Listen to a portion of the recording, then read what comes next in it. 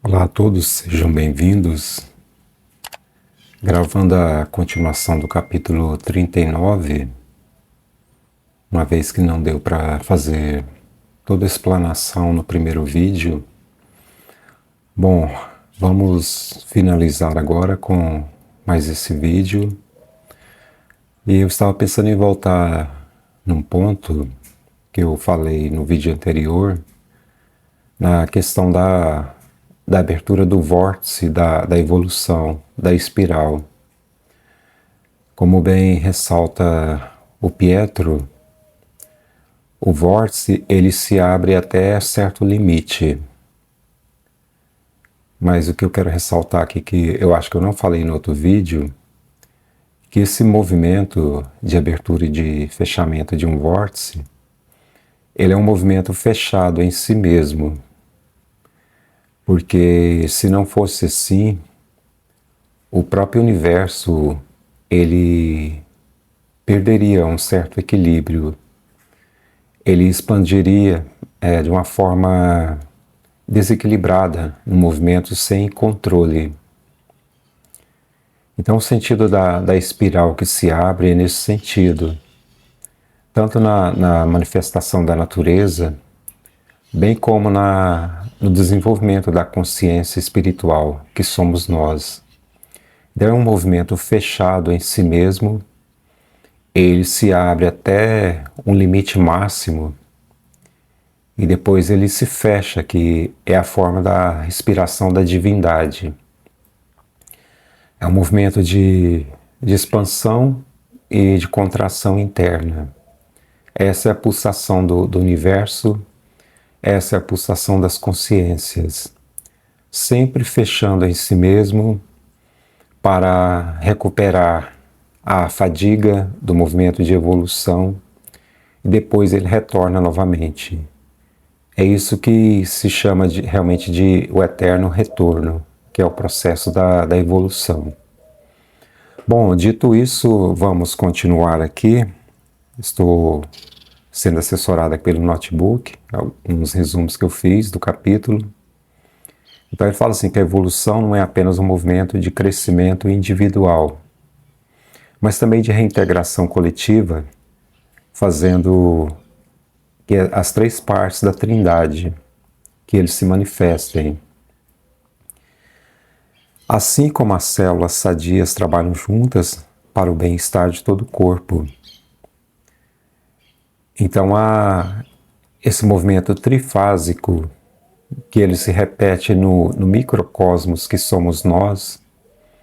Ele é o próprio processo de reintegração daquilo que se dividiu na dualidade, que saiu do monismo, da unidade de Deus, e ele se harmonize novamente e volte a completar a Trindade no movimento do todo. Anulando as contradições entre o positivo e o negativo.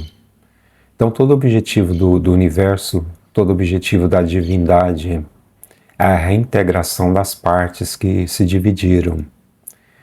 Esse movimento de abertura da espiral e de fechamento, ele segue esse princípio da Trindade, que está expresso em nós, que está expresso inconscientemente. A humanidade percebeu isso ao classificar a própria divindade em trina. Como eu disse, o hinduísmo percebeu isso, o cristianismo percebeu isso, entre outras culturas que manifestam a divindade em três partes. E o Pietro fala assim, ressalta que o primeiro múltiplo de 1 é o 3, ou seja, é a Trindade. Que o submúltiplo de 1 é o 2, que é a dualidade. Então a dualidade ela já estava presente dentro da própria unidade. A própria unidade já previa o surgimento da dualidade e, ao mesmo tempo, o reagrupamento na Trindade trina. É o que eu falei para vocês, é o princípio das unidades coletivas. Tudo tende a se reagrupar no sentido de harmonia, de perfeição. Essa é a forma com que a divindade ela faz a cura das contradições que existem dentro do mundo do caos, da desordem, que é o mundo da matéria. Então ele fala aqui, né, que o Pai, ele representa a força criadora, ele é a origem de tudo, é a fase una. O Filho é a manifestação concreta da criação, em dualidade, se expressando na matéria, na energia, no movimento. O Espírito Santo, ele completa a Trindade. É a força cósmica que une novamente os elementos dessa dualidade, trazendo o equilíbrio e a ordem. É quando tudo volta novamente ao ômega, que é representado pelo alfabeto grego como a última letra do alfabeto grego. Por isso que se diz, eu sou o alfa, eu sou o ômega, eu sou o início, eu sou o fim. É o determinismo divino agindo no mundo do caos. Portanto, o uno, ele é trino. Ao mesmo tempo, constitui uma dupla metade, que alcança equilíbrio na unificação divina nessa fase trina. Seguindo aqui, deixa eu ver o que, para não ficar repetitivo.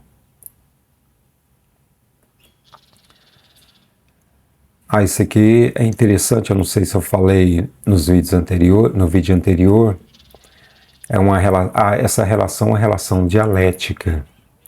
Nós temos a tese, que é a afirmação inicial de algo. E na dualidade nós vamos ter a antítese, que é a negação dessa afirmação. E teremos a síntese, que é uma nova convergência entre tese e antitese, reconciliando os dois polos de pontos de vista contrários, completando o sentido da espiral da evolução. A gente percebe isso dentro da filosofia, né? É claro que é do ponto de vista materialista, a gente viu isso na construção da tese da ideia do marxismo, né, com Karl Marx, que ele usou esse princípio também para mostrar essa força de contrários gerando algo novo. Mas aqui nós estamos falando no sentido espiritual, né, um verdadeiro sentido das coisas, de como que a lei divina, ela usa esses princípios de contrários para produzir algo positivo, no sentido de evolução da alma. Deixa eu ver mais aqui, o que eu posso falar para fechar esse capítulo. Então, a manifestação do caos e a ordem busca uma nova síntese, que é a evolução para a superconsciência. É a depuração de toda a matéria, do cosmo e da evolução da consciência.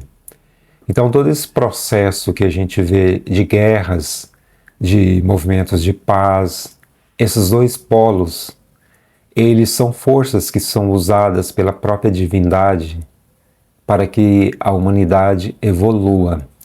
Por exemplo, às vezes surge uma guerra, no caso nós tivemos a Segunda Guerra Mundial, um movimento de destruição dentro desses princípios que o Baldi nomeia de princípio destruidor e princípio construtor, que a gente vê também lá na obra de Kardec, falando sobre o princípio construtor e o princípio destruidor.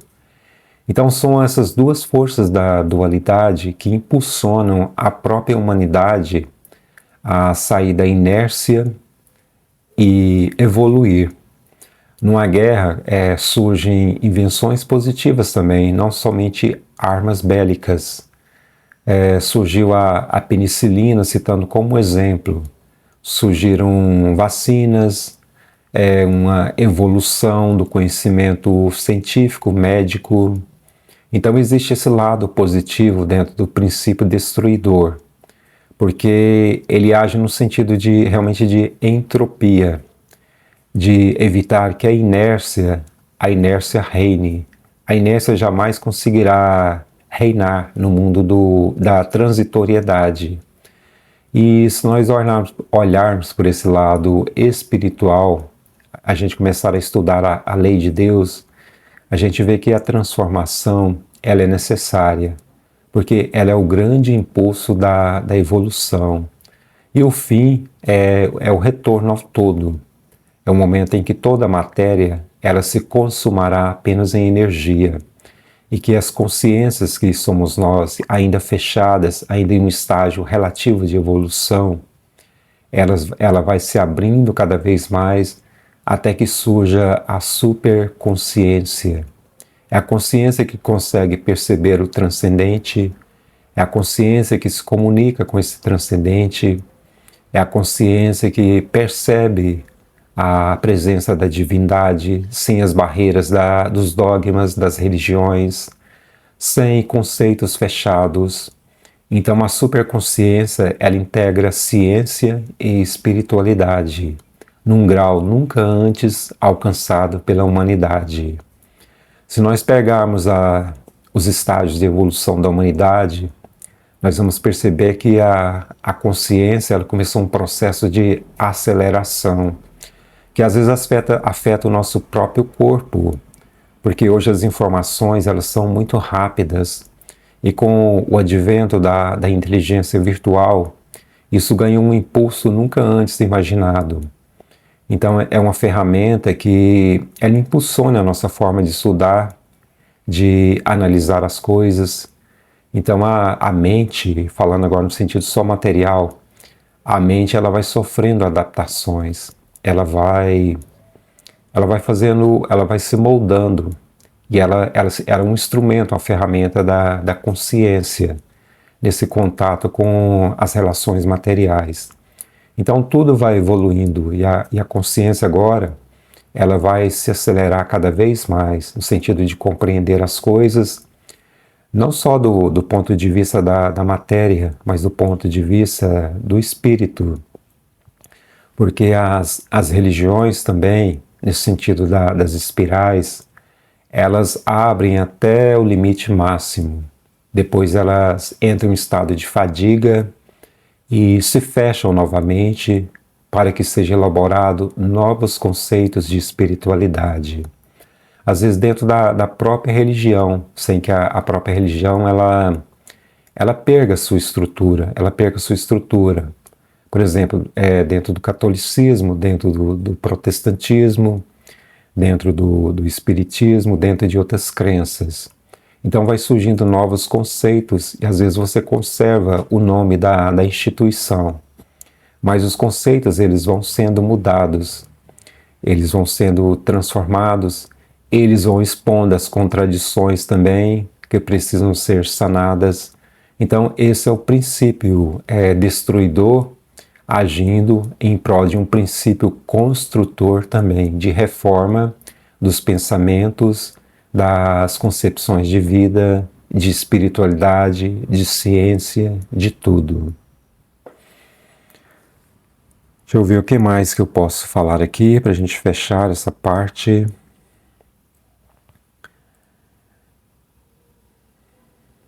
Aqui na frente ele fala assim que o monismo ele é dualista, é em seu íntimo transformismo.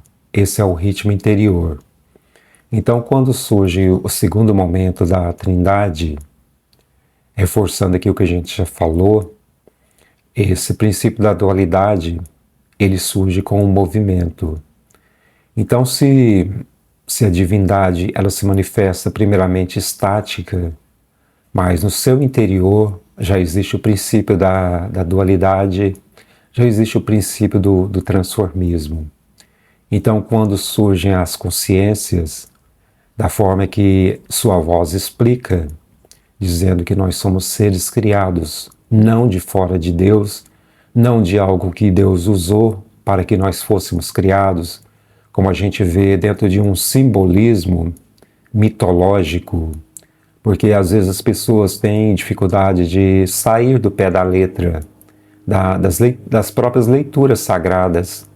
Então lá no Velho Testamento, de forma mitológica, diz que Deus Ele nos criou do barro e Ele soprou sobre as nossas narinas e nos deu a vida. Mas é preciso entender, fazer uma tradução dessas narrativas mitológicas. O barro seria a própria matéria, seria os átomos. Mas os átomos é a própria essência de Deus, é a própria substância de Deus. É o pensamento de Deus moldando formas pensantes. Então, quando se diz que Ele soprou nas narinas ou nas ventas, Ele manifestou a sua consciência, que a gente chama de alma, de espírito. Então Ele plasmou, Ele criou, que seria o segundo momento da criação, o momento da dualidade, de um ser uno e único. E que num terceiro momento se manifesta através da lei. A lei que veio ao mundo, a lei que busca estabelecer a ordem, a lei que volta a trazer o equilíbrio, a lei que volta, faz com que tudo volte novamente à unidade em que as consciências são conservadas dentro de um corpo, de uma forma figurativa de se dizer, um corpo em que nós somos células ocupando funções, as individualidades ocupando funções dentro de um corpo uno, que é a manifestação da grande consciência que é Deus. Deixa eu ver o que mais aqui.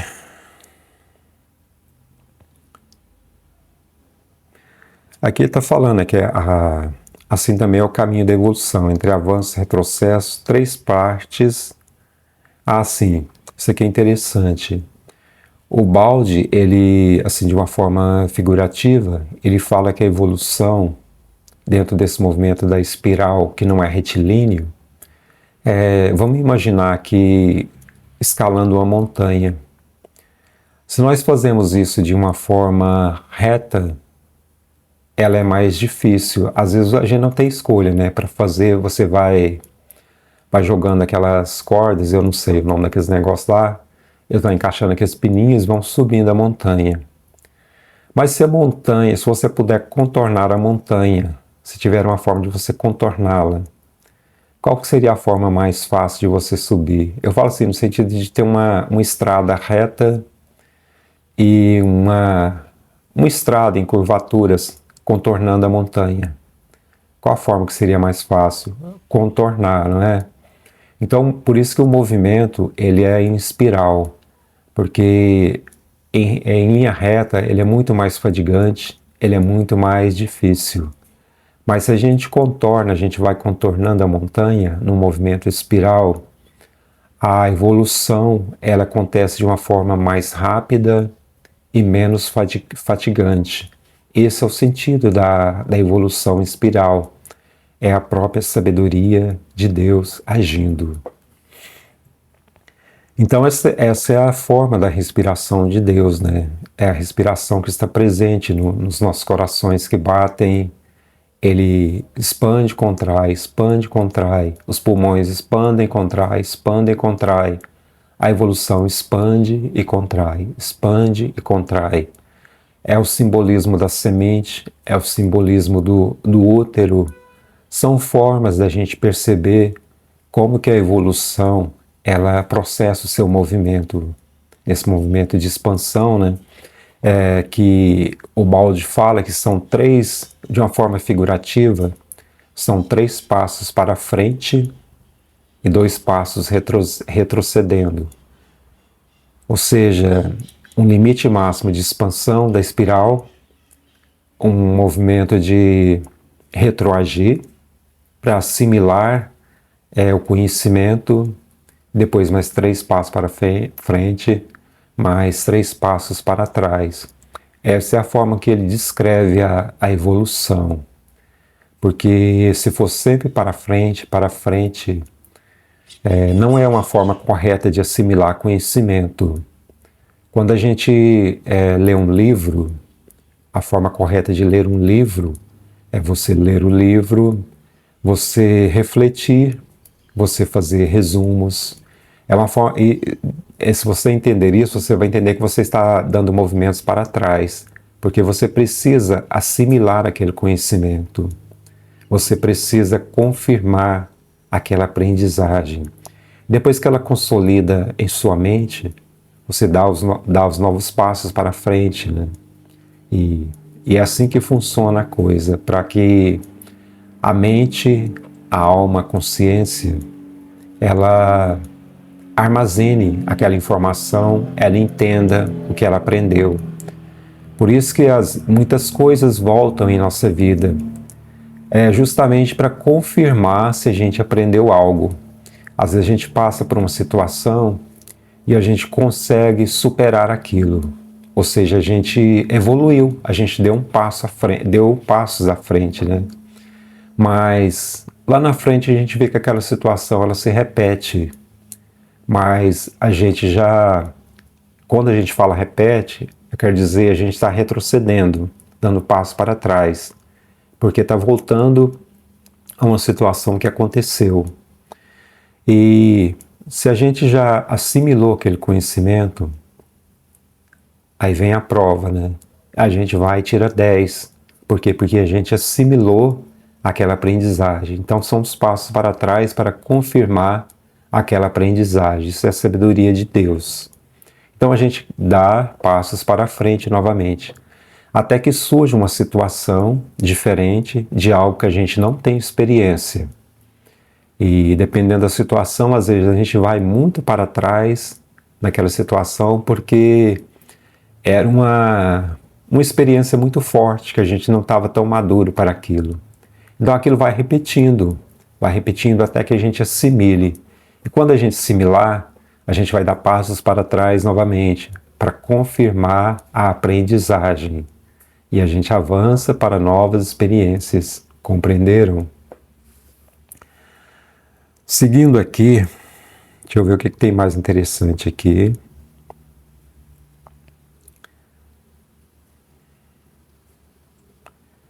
Aí ele fala assim que esse dualismo, ele produz uma riqueza de situações também.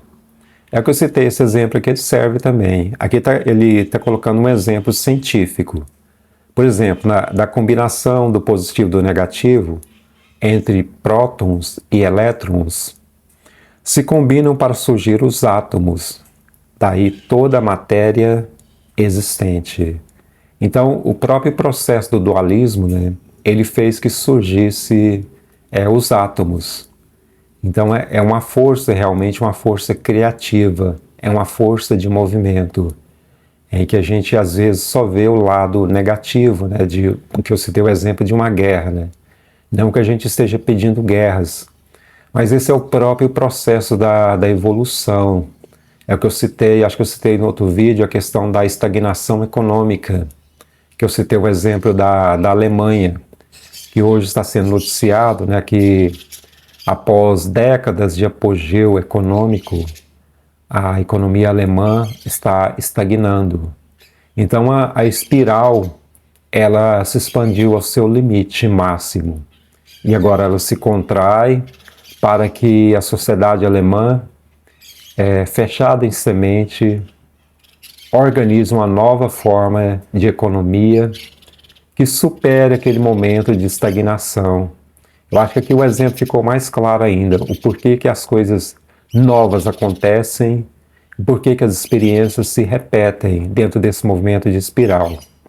Então a Alemanha ela vai ter que achar novas formas de organizar a sua economia para que novamente ela se abra em espiral.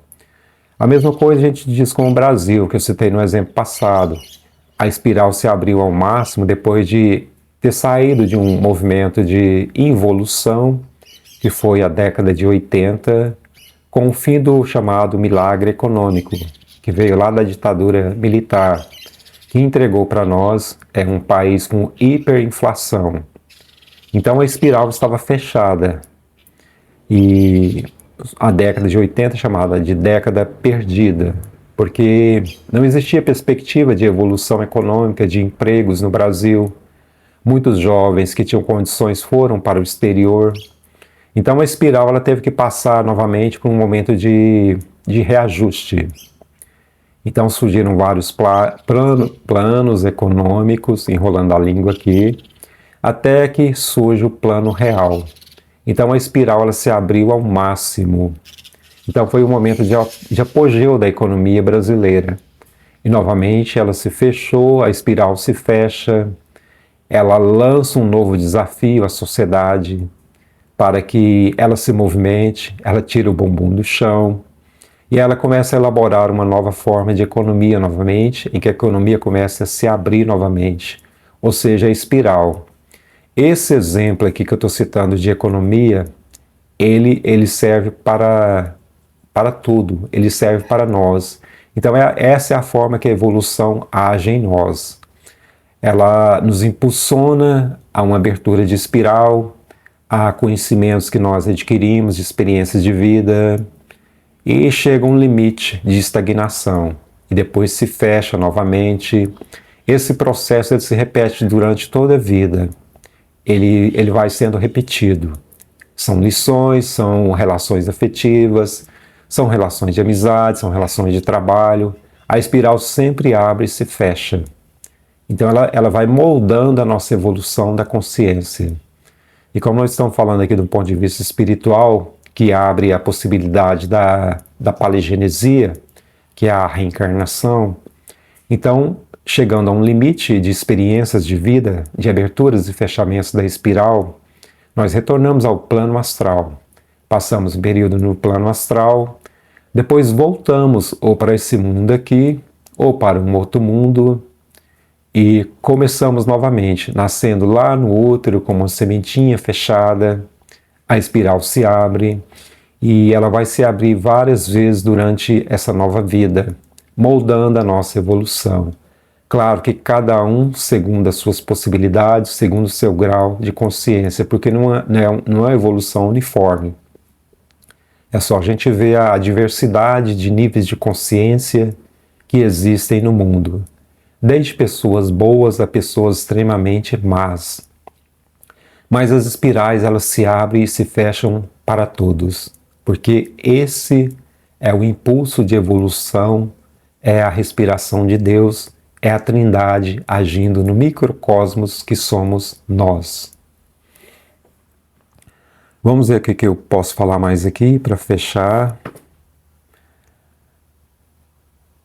Eu já falei que isso é um movimento que age num campo fechado, né? Ressalta que o movimento de ir e vir age em um campo fechado, em que não pode ultrapassar certos limites. Vou falar aqui só para reforçar. Por exemplo, o movimento de um planeta, aqui um exemplo científico, ao redor do Sol.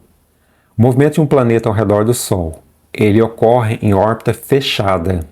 Até os astros têm esse movimento em órbita fechada. A espiral age em órbita fechada. Pois se não fosse assim, sairia dos limites gravitacionais da sua órbita, quebrando a harmonia cósmica, encadeando um caos à sua volta. Ou seja, a Lua, em relação à Terra, ela age num movimento de espiral fechado, é uma órbita fechada. Ela não passa daqueles limites, porque se isso acontecer, vai ocorrer uma quebra de harmonia dessa ligação gravitacional com a Terra. É claro que existem outras possibilidades.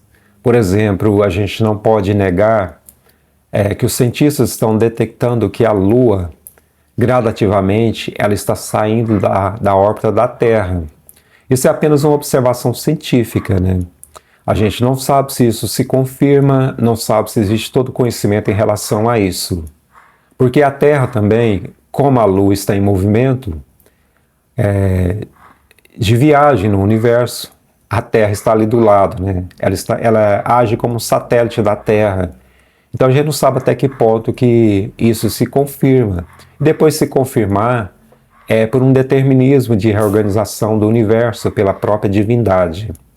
Então a Terra em relação ao Sol também, ela age numa órbita fechada, em que ela ela não rompe esses limites. Isso é o princípio da harmonia dessa trindade agindo em tudo.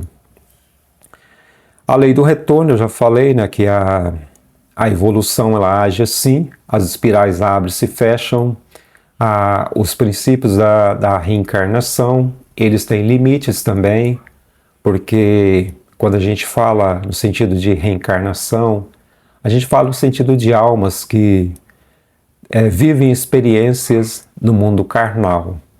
Então existem pessoas que ironizam isso falando assim, então a gente vai reencarnar pelo resto das nossas existências, por toda a eternidade? Não. O sentido de reencarnar é apenas o sentido de vibrações que ainda estão pesadas, de um corpo, de um ser espiritual que precisa evoluir, ou seja, se tornar mais sutil as suas vibrações. Então chega um limite em que essas consciências elas já não têm mais tanto apego às coisas materiais. É esse processo da espiral que vai agindo na evolução.